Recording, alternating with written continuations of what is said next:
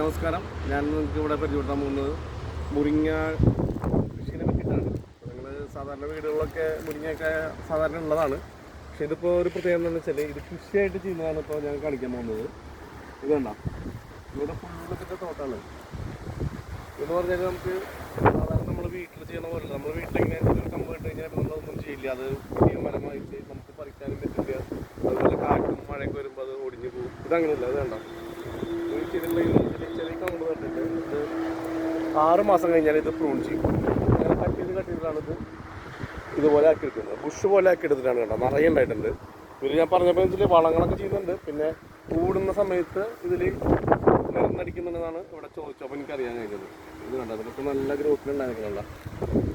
ഏത് സീസണിലും ഇവിടെ മുരിങ്ങക്കായ സുലഭമായിട്ട് നമ്മോട്ടേക്ക് വരുന്നത് അതുകൊണ്ടാണ്. ഇവിടുത്തെ ഈ കൃഷി തന്നെയാണ്. എവിടെ നോക്കിയാലും ഇതൊരു പാടം പോലെയാണ്. നമ്മുടെ നാട്ടിൽ സാധാരണ മുരിങ്ങക്കായ ഒന്നും അങ്ങനെ പാടമായിട്ടൊന്നും കണ്ടിട്ടുണ്ടാവില്ല. ഇത് കാണാം, നല്ല ഭംഗിയിൽ ചെയ്തിട്ടുണ്ട്.